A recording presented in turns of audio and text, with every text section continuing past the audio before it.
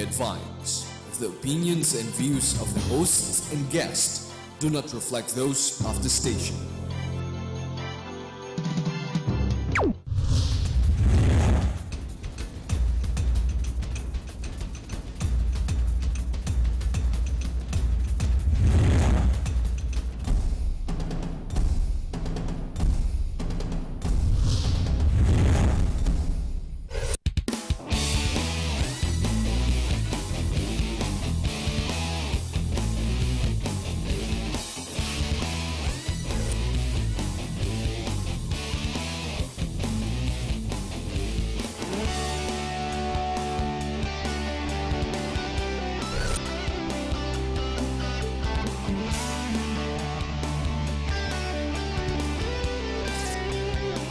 You are what you watch.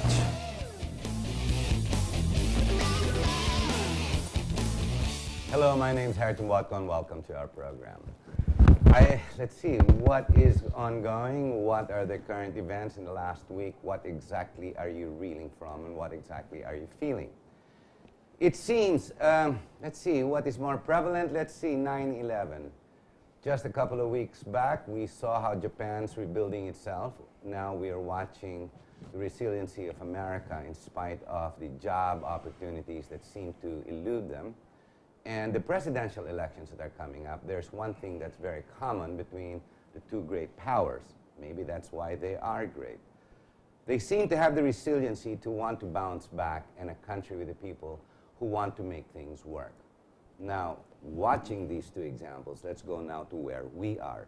Who exactly are we? What are we doing? Where are we going? Let's see. The current events, prices keep climbing. Although the government said no new taxes, many other alternatives have come to our way, which is basically, let's see, again, increased prices on the MRT, pero baka hindi matuloy. Oil. Gee, that never stops, does it? Decrease 25 centavos, increase 150. Either way, the $3 billion that the company, like just Petron alone, which has close to 50% of the market, just by that one singular brand, increased their income from $3 billion to, let's see, $12 billion by the end of this year. And with the rising cost, of course, everything else climbs. What are we going to do about it? Can we do anything? We have a seeming increased price, inflation all over, and yet our financial figures all say we're all stable. We're a little bit under 5% growth, so we're not all that bad, except that we're reeling from what we call ang mahal ng lahat. Pwede na ba natin bunutin ang buhok natin? May nagagawa ba? May magagawa ba ang presidente? Last week, we heard La Sierda from the communications group, and which is followed by Attorney Valtes saying that the president cannot do anything. He's powerless. And the same way after, which was Attorney Valtes. Ladies and gentlemen, if our president is helpless and powerless, gee, where does that put us? Life is just going to get harder. We're just going to crawl into a hole and say goodbye or accept everything that happens. In this program, we will discuss the powers that are or the powers that be that are around us and if they can do anything or how they should do things. With us to discuss this, we don't have what we call a resource guest. We have people from the academe. We have people who are hosts and co-hosts right here in this program. To my extreme right, we've got Eric Espina, no less. You know him from Republica ni Eric. And we have Dr. John Tiopi. He's been my guest the last 3-4 shows. We were talking about terrorism, which I called government. Hi, gentlemen. Thanks for being here. I hope you understood where I was going in that intro. All I'm trying to say is, ang presidente ba may power pa kaya? Tama kaya sinabi ni La Sierda at ni Valte and what the palace is saying, that they are helpless to the oil giants that are now controlling, since they're taking the lead on all increased prices. Are we helpless? Are we going nowhere? Ganun mo nangyayari. Ikaw, Eric, you're very political. Ang sabi ng mga scientifico, mga politikong scientifico, ang poder o kapangyarihan ng Pilipinas o ng presidente ng Pilipinas ay mas makapangyarihan pa nga yung ating Pangulo kaysa Pangulo ng Estados Unidos. I agree with that. Kaya hindi siguro tamang bigkasin na ang ating Pangulo ay walang magagawa. Sapagkat napakaraming pwedeng gawin ng ating Pangulo. Una dyan, may tinatawag tayo na visitorial rights o visitorial power ng isang Pangulo. Pwede niyang pakialaman o pabuksan ang mga libro nitong mga oil companies. Sa BIR. Pwedeng sa BIR, pwedeng siya mismo ang magpabukas nito. Kasi nasa kapangyarihan niya ito. Pangalawa, pwede niyang tignan kung bakit ang profit o ang kita o ang ganansya nitong mga oil companies nagsimula sa 3 billion noong 2010, naging 6 billion sa 2011. Magiging 12. Ngayon magiging 12 billion. Ito ganansya ito, profit ito. Okay? Now, this leads me to the question. Imagine, kasi we should not argue just based on what is current today, no? Let us go back a little bit. Balikan naman natin yung ating kasaysayan. Isipin natin, ano kaya kung yung Petron ang pagmamayari gobyerno? Baka yung 12 billion na yun, ang dapat ang kita lang doon is siguro mga 500 million. At yung presyo ng petrolyo at mga produkto nito ay hindi dapat ganun kataas. Kung ang gobyerno sana ang may hawak nito. Sapagkat tutulungan ng ating gobyerno ang mga mamamayan at yung mga gumagastos at yung mga nangangailangan ng gasolina. Maraming pwedeng gawin eh. For example, pwedeng ipa-lifestyle check yung mga executives ng mga gasolinahan, yung mga Petron, Shell, etc. etc. Tignan natin, nagde-declare ba sila ng tama ng taxes? So hindi. Pwede rin natin patignan yung smuggling. Kasi sigurado ako, may tatamaan dyan sa mga smuggling na yan. Sa mga petrolyo na pumapasok, pwede namang i-audit yan. Paano? Gaano kalaking langis ang binibenta ninyo? Kumpara sa magkano ang pumapasok? At bakit sobrang nabibenta nyo kung ganito lang pumapasok na lagi sa ating bansa? Saan nyo nakukuha yung butal? Ibig sabihin, may smuggling. Diba? Maliwanag. Maraming pwedeng gawin. Okay. You agree with him? Yeah, I agree with Eric. Sa punto ng nakikita natin sa pamahalaan, pag nakita natin, napakalaki talaga ng kapangyarihan ng Pangulo. Pero sa problemang yan, minsan tingnan din natin ang aspeto ng politika. Minsan yung mga oil giants na to, yung tawagin natin politika ng panunupil, na kung saan pagdating ng halalan, minsan yung mga malalaking kumpanya, ang mga malalaking kontributor sa mga eleksyon na nakikita natin. So pag nakita natin yung ganong aspeto, bakit natatakot ngayon ang ating pamahalaan na gumawa ng mga akmang aksyon dito sa usapin ng mga krisis, lalong-lalo na sa langis? Hindi kaya meron utang na loob ang ating pamahalaan sa ilan sa mga big three na ito. So, titingnan natin, napakalaki ng problema ng ating bayan pagdating sa usapin ng ekonomiya. Sasabihin natin magtaas ng buwis, magtaas ng ano paman sa ating pamahalaan. Pero kung titingnan natin ang problema ng ating bayan, napakalaking problema ang usapin ng korupsyon. 40% of the entire budget goes to corruption. If we would lessen corruption, siguro kaya nang isubsidize ang ilan sa mga pagkukulang sa ekonomiya. John, are you saying the president is corrupt? No. What I'm saying, the system is corrupt. We have a corrupt system. So the president doesn't know he's being corrupted by everybody else around him. Yes. Well, I agree with Eric, what he said about all the points and what you said as well about Alam mo, Harry, political payback. Political payback is corruption. Tama yung sinasabi ni John. Ernie Maceda said exactly the same thing. It's political payback. Tama yung sinasabi ni John. Alam mo, yung Petron, sino ba may-ari ng Petron? Yan, what's his name? Ang. Okay. In short, San Miguel. Pwede naman sigurong bisitahin siguro ni Presidente ang San Miguel at sabihin, magtulungan niyo naman ang administrasyon ko. Di ba kuhaan ko rin yan? Wag niyo naman masyadong lakihan siguro yung ganansya niyo dito sa mga ganitong mga bagay dahil lahat nagtataasan. But why is the President saying through his communications people, no less Lecerda, and then followed by this very brilliant young lawyer, Balte, only to say that we are powerless, we cannot do anything. I hope hindi nila sineset up na humingi sila sa Kongreso ng tinatawag na mga emergency powers tulad ng panahon ni Ramos. Na pag binigyan sila o hihingi sila sa Kongreso ng emergency powers, papasok na naman yung panahon ni FVR na may mga power barges, merong mga... At alam na natin kung saan pupunta yan pag mga ganong usapan na naman. So you're saying again, is the President corrupt? Ang worry ko dyan... I'm putting in a situation, but I'm purposely doing that, Eric, just only to rationalize the point. When you're saying that you have no powers any longer and you're going to sit there And you're gonna let all your people say, wala akong Ang magagawa. problema kasi- You're laying the field for what? Ang problema kasi, the president does not work in a vacuum.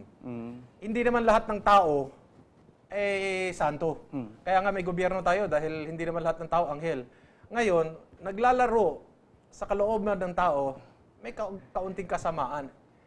Di ba? So, mapaglaro ang kaisipan ng tao. Posible na yung ibang mga tao dyan ay may gustong gawin na hindi alam ng presidente. But the powers that are all rests and all ends up with the president, especially in our system. Of course. You mentioned that the president in the Philippines has even more power than the president in the United States. While that is correct, how is it ang matuwid na daan, which is a directive that is being imposed by the president 1 year after he sat down, seems to now be questioned. And then yet, his pronouncement that he is powerless when, let's see, what have they done? They've tried to save money. And the reason being they didn't want it to go to corruption. Well and good. But is that the role, to save money, to generate that income? For what purpose? To just simply save it? Or to spend it for the people? Parang gano'n nangyayari. Every move that's being questioned now, it is the Senate that is coming up and stepping to the plate at sinasabi niya, uy, tigil muna, ang MRT, sasabihin mo para sa probinsyano kasi ang Metro Manila gumagamit. Tama yung argument ng isang senador doon. Eh, yung income naman galing naman dito, gusto mong ipitin mga yan. Pag yan inipit mo middle class, mas kawawa ka. Tama yung mga arguments. Why is it all of a sudden the president is inutil? Every place that he goes, he has a reason, he has an answer for all the seeming mistakes that are coming. Alam mo, yung presidente, hindi naman siya inutil kung ating maituturing kasi napakapangyarihan nga ng ating Pangulo. Ang problema lang, hindi nagagamit ng Pangulo yung akmang kapangyarihan na nakalahad sa kanya at binigay ng konstitusyon. So, you're saying he's incompetent? I'm not saying he's competent. Hindi niya nagagamit yung akmang... Hindi siya incompetent. Ang problema, may mga tao sa paligid ng Pangulo na kung saan ay sumasakal sa kanya na mag-decide ng ganitong bagay. What happens when that is the situation, Eric? When you have people around you and they're incompetent, isn't it still your fault? If you're managing a company, I remember when Steve Jobs, because he was one of the biggest features in the last 3-4 weeks because his pancreatic. Actually, the diba? buck stops With him. That's Yeah, right. Ganun na lang yun. Exactly. Ganun na lang When yun. you make a mistake, when you choose the wrong people around you, it is still your mistake. Yeah. Now, if all these people are going to whisper all the wrong things in your mind, and all the different pressures from San Miguel and all the others, and the money of the Marcoses, the money of GMA and whatnot, are all coming into pressure and putting to you, alam mo, at the end of the day, it's still your fault. This strengthens the argument that you can never blame your wife. No. You cannot blame your husband when you're president for the corruption in government. Because at the end of the day, It's you. you are the one that stands in the Carino grandstand and takes the oath before your public, before the constituency of the sovereign people. It is not your wife, it is not your husband, Or- it is not your cousins, it is not your relatives. Is it possible that the campaign promise is not a deliverable? It's not physically possible to have this as a deliverable. And what it was a great change in hope campaign, which is patterned after the United States, while both presidents are not able to deliver. Alam mo, in terms of the campaign, yung mga nasaad sa mga kampanya, tignan natin sa usapin sa Estados Unidos, si Barack Obama, marami siyang naipangako. Para siyang isang profesor na napakagaling sa karisma sa pagsasalita. Lahat ay naging retorika pagdating sa kasalukuyan. Kumbaga minsan, in terms of the campaign, it's more of a marketing. Maraming naipangako, pero hindi na-i-deliver. Is that what's happening to Pinoy? Siguro may learning curve. Siguro may learning curve. He has his own personal management style. Bawat pangulo may dinadalang sariling style, no, estilo sa tanggapan We ng give him pangulo. that. But Oo. we've been patient. We've decided to be more patient and lenient. It's been over a year. We've had the second SONA. It's okay on the first, di ba? But on the second, Ang you're kinakabahan still ko talaga, promising. Hari, no, bakit tumataas lahat? Dahil yung mga serbisyo publiko na dapat tinatanganan ng ating gobyerno ay ibinibenta lahat. Bawat pamahalaan may bata-bata. Doon sa kanila, ibinibenta itong mga negosyo na malakihan ang kita. At ang laging palusot ng mga bata-bata na ito, and I'm talking about even the past administration, ang laging palusot ng privatization, kaya sinasabi ko privatization for whom? For whom? Privatization, ang laging palusot nila is dahil pag na-privatize natin yan, magiging efficiente yung public services, social services. Pangalawa, bababa yung presyo. Yan na palagi yung Yeah. sinasabi nila. Sa simula, bababa ang presyo. Pero pag yung bagong management mangutang ng milyon-milyong dolyares at yung pamilyang tatangan ng negosyo na yan ay kumita na at naibulsa na yung pera na yan May iba. at ibabagsak ang negosyo na yan, katulad ng patubig, Correct. itataas na ngayon nila yung binabayaran mong tubig, Ngayon binabayaran nangy- mong kuryente. ganito nangyayari ngayon. ngayon. Ibibigay sa gobyerno, hindi na namin kaya, ikaw na bahala. Kumita na yung pamilya. Out na sila. Out na sila. That is what is happening. In fact, they're now talking about even the small services in government. Baka pwede natin i-privatize to, ipa-bid out natin. Short of saying, let's just privatize the government and let the private sector run government. When governments approve, when they approve privatization and they approve these schemes that we have learned in the past, in the last 10, 20 years, that don't work, and it happens again, can we say that the governments in place are wayward? They are, hindi matuwid na daan yan. In other words, Yes, corrupt. obviously. Corrupt.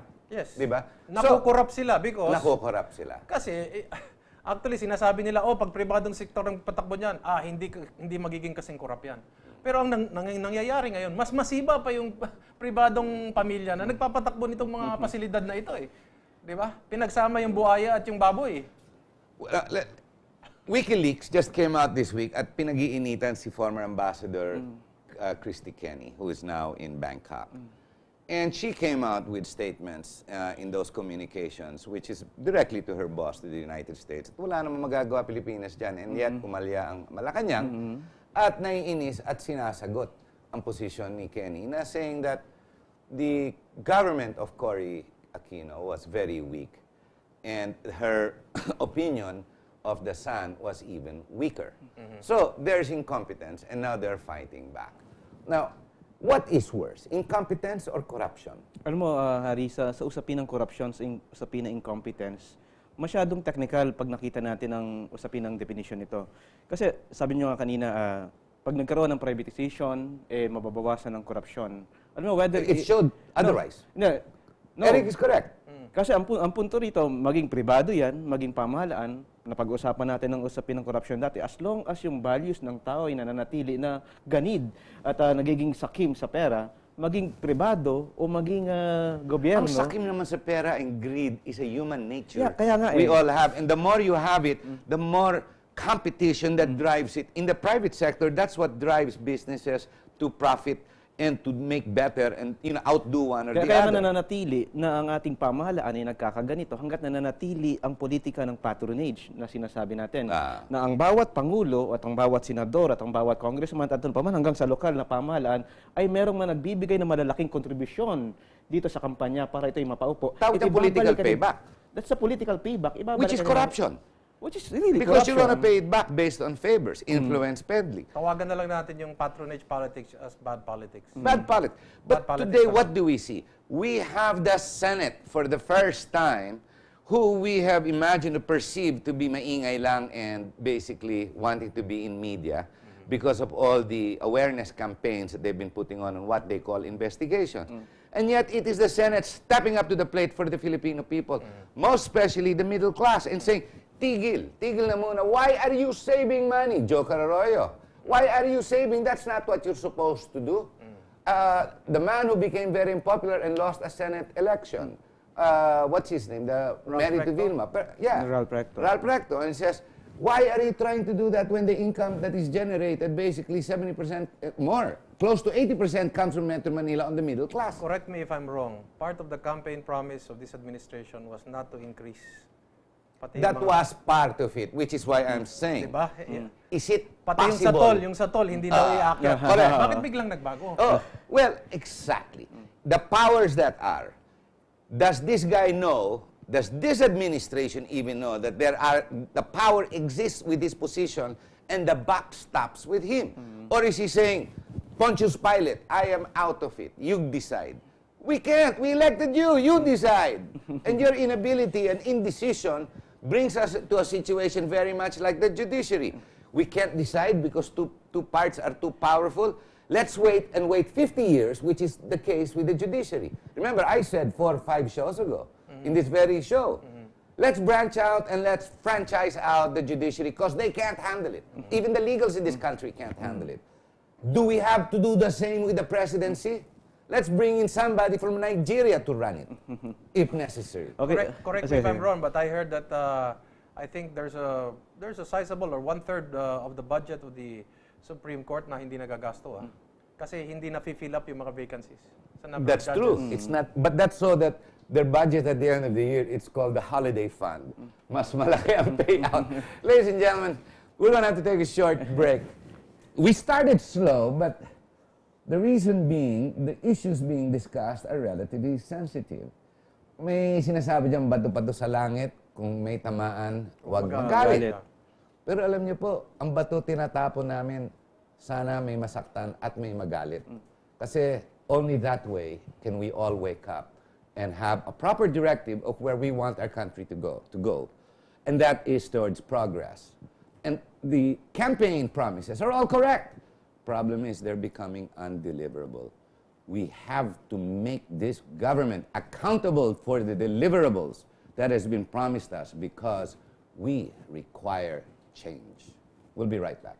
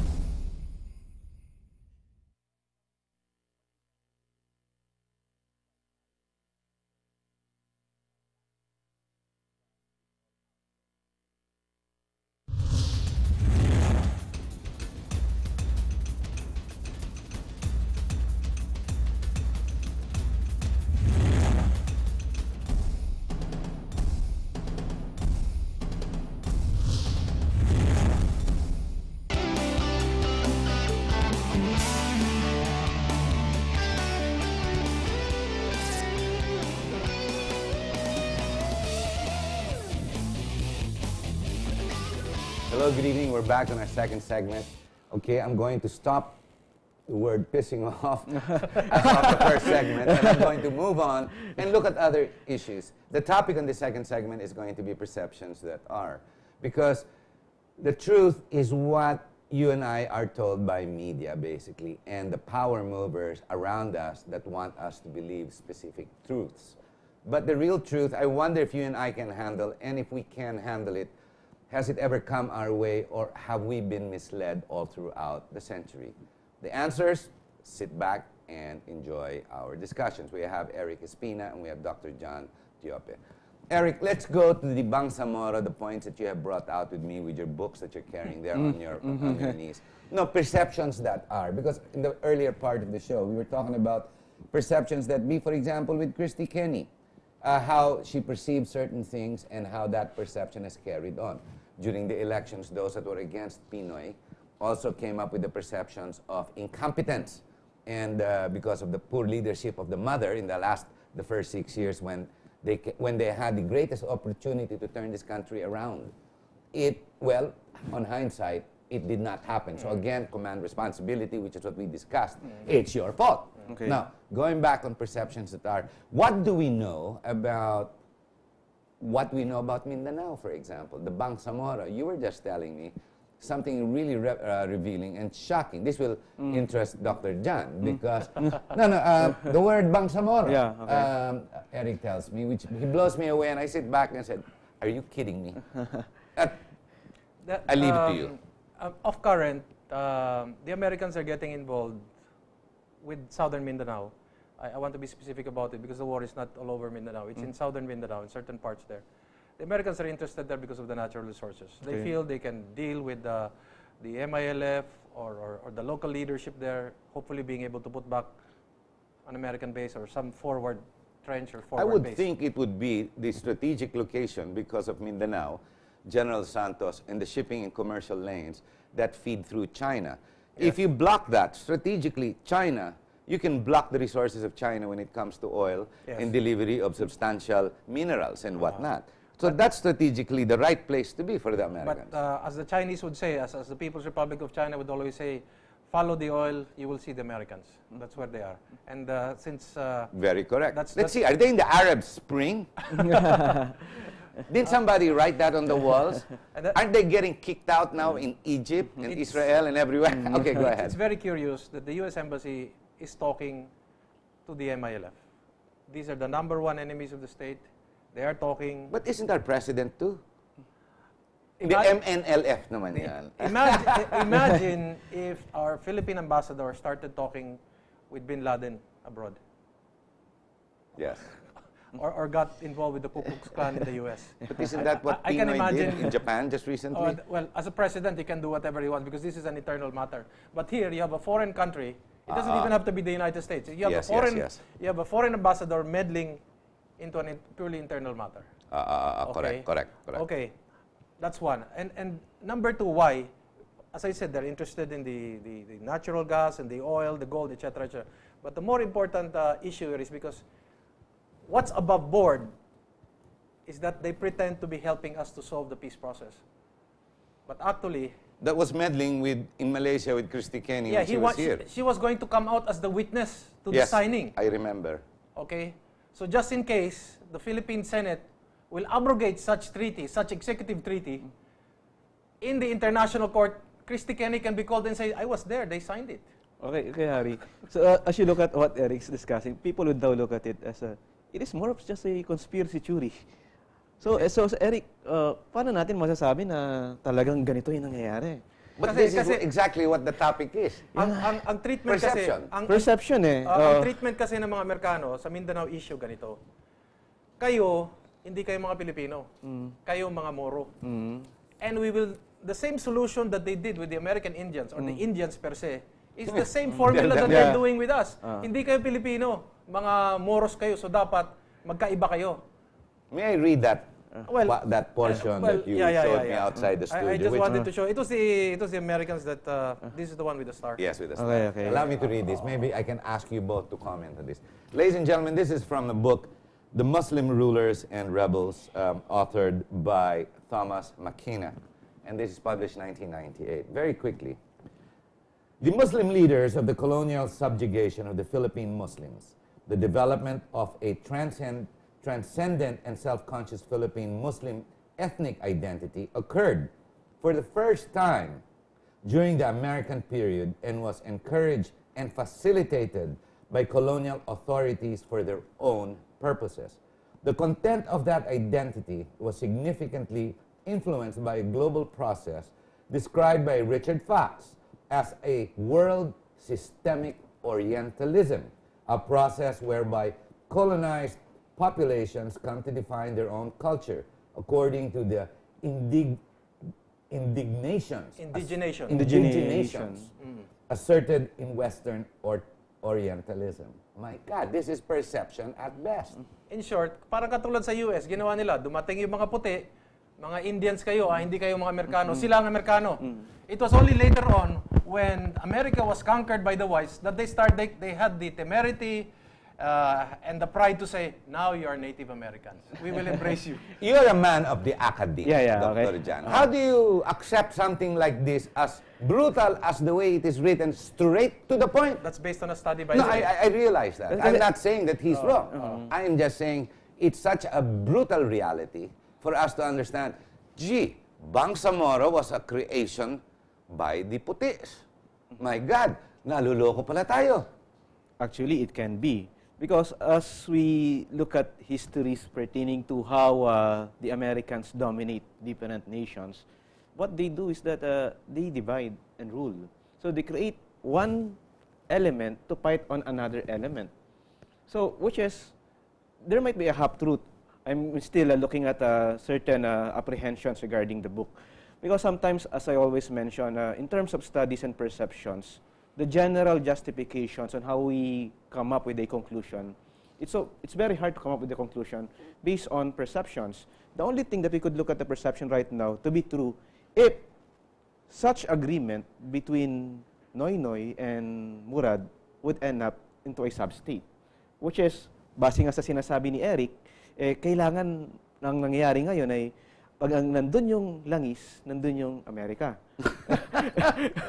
Diba? So you need to create another, kasi hirap na rin sila ngayon. So hawakan interests are the driving force of perceptions that we are made to believe. So at the end, the long and short of it is we are the fools. We have been made fools for the last century, and we continue to become the fools. And worse, our leaders drive us to become even better fools. Kasi Is that correct? Is that the right way to say it? The Americans have their own selfish vested Agenda. interest. They have their own selfish national interest in Mindanao. We should also serve our own selfish national interest as far as Mindanao is concerned. So tama si Mahathir. In fact, I just read that column just today, just this morning. Mahathir is the one questioning exactly the West and the role of the West. Mahathir, would you believe, is blaming his perceptions, is the creation of 9/11 that created havoc, was all a creation generated by the Americans themselves so that they can war in Iraq for the purpose of oil. Okay, so yung 9/11, pag titingnan nga natin, marami na tayong nakitang conspiracy. Sa usapin ito, maraming mga lumalabas. Alam mo, ang tao ngayon parang naniniwala na rin sa usapin ng conspiracy ito. Kung titingnan natin ang conspiracy yan, balik natin sa sistema sa ating bayan. Maraming nangyayari sa ating bayan na kung saan pagdating sa usapin ng mass media, sa usapin ng perception, ang mga tao ay hindi talaga nakikita ang katotohanan na nangyayari. Halimbawa, yung MILF and the Sabah claim. Palaging sinasabi na ganito ang nangyari sa ating bayan na kung saan the grievances of the MILF and the MNLF is based on injustice that happened in Mindanao. Pero hindi lingid sa ating kaalaman din, ipapasok ko ang Malaysia ngayon sa usaping ito, na ang Malaysia mismo ay ang sumusuporta sa MILF and the MNLF just to stage the war against the government. Kasi habang nananatili ang gera. Malaysia is anti-American, mind you. Actually, he's saying what I've been saying for the longest time. Habang nananatili ang gera ng MILF o MNLF sa Mindanao, ay ang persepsyon ng mga tao sa usapin ng pagbawi sa Sabah ay mawawala. Kasi pumunta ka sa Mindanao ngayon, hindi masyadong napag-uusapan ang muling pagbawi sa Sabah. Marami yung isang pulis na na-interview ko dati sa Lanao, sabi niya, ano ba ang persepsyon ng tao sa usapin ng Sabah? Wala rin. So alam mo, napaka-rich ng Mindanao in terms of natural resources. Pag ito ay nakuha pa rin ng Pilipinas at lalo na ang Sabah, tayo naging isang malaking bansa, maunlad ang ating bayan. Ang problema, ayaw ng ilan sa mga mapagharing uring mga bansa ang magkaroon ng kapangyarihan ang ating bayan kasi nakikita sa ating resources na kaya nating umunlad. Yun ang punto dito. So, kung titingnan mo ngayon yung mga usapin ng pagpanupil, pagkontrol ng ilan sa mga dayuhan sa ating bansa, talagang nananatili yan. Kasi as long as nananatili yung control ng ilan sa mga nagpapapet sa ating pamahalaan. Kasi sabi na natin kanina, how come some officers or members of the government cannot function well? Kasi merong ilan mga uri o mga ibang bansa ang humahawak pa rin dito sa mga... You remember Ping Lacson? Di ba? Yung usapin ng profiling sa FBI. Di ba? Bakit napakahalaga ng profiling sa mga presidente, sa mga personalidad? Kasi titignan ng mga Amerikano kung sino ang maaring maging leader na kaya nilang hawakan. Bakit naman naging importante ito sa Ping Lacson o kaya sa ilan sa mga makakita ng profile na to?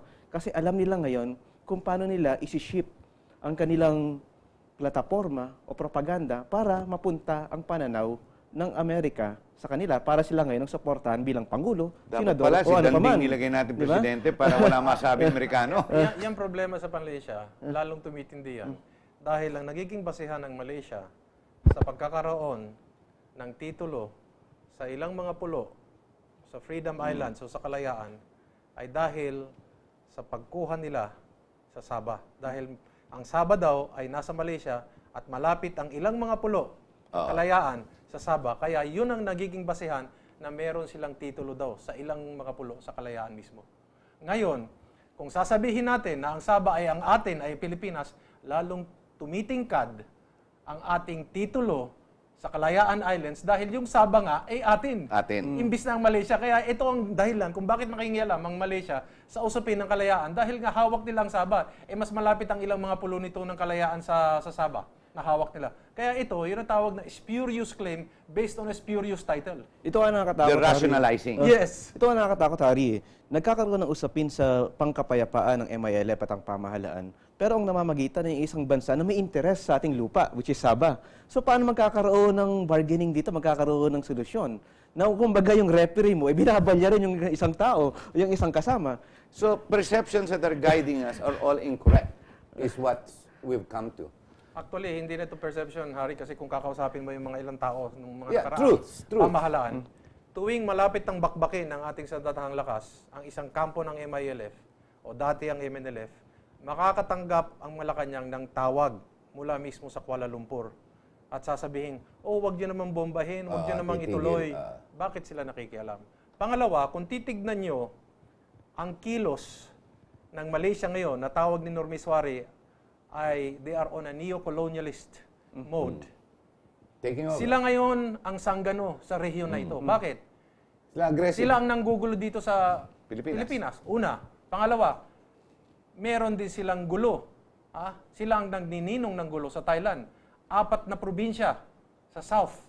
Sila rin. Sila na nag-i-sponsor. Sa Indonesia, meron din silang gulo. Border, dyan sa border ng, this is on the Sipadan side.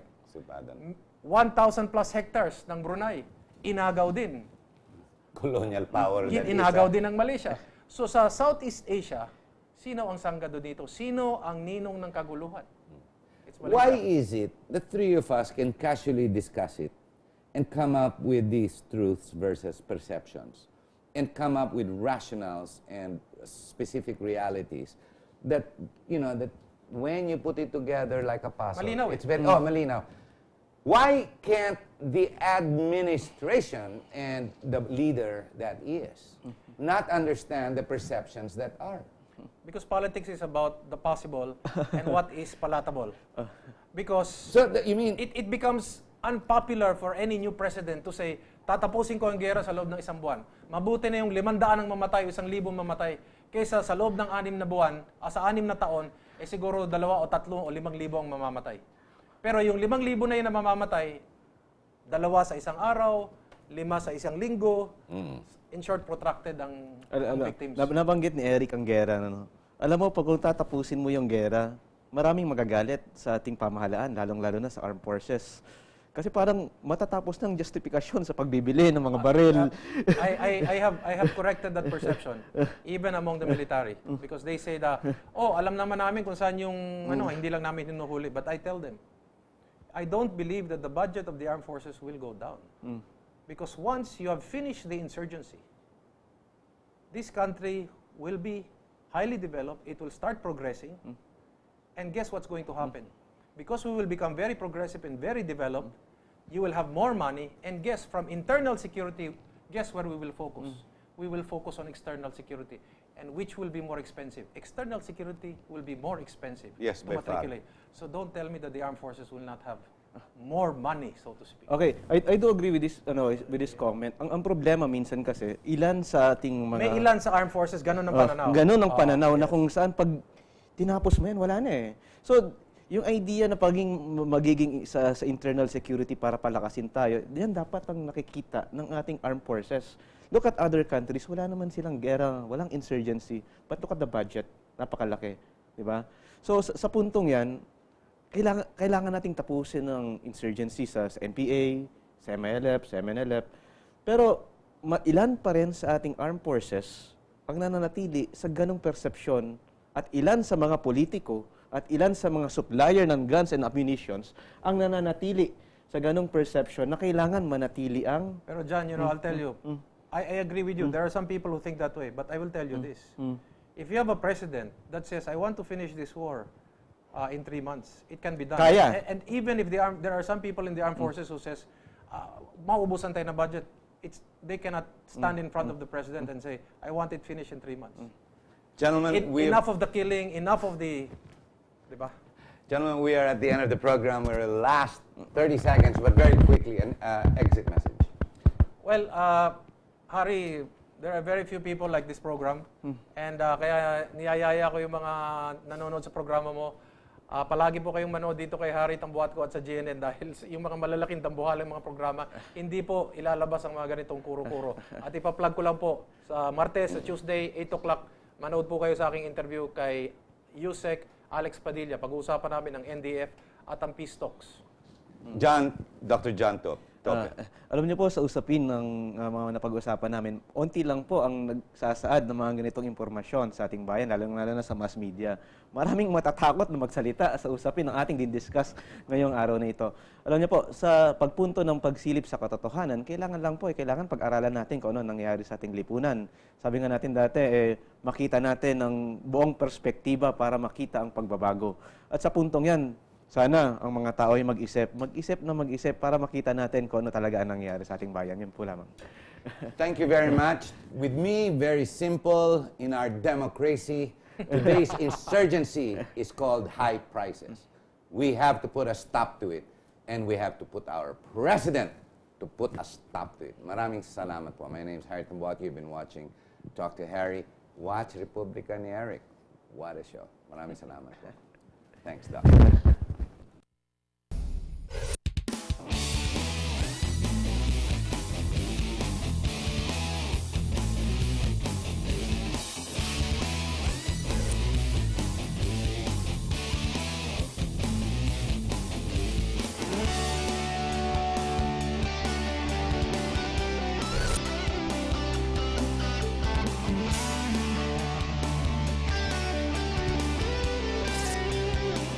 You are what you watch.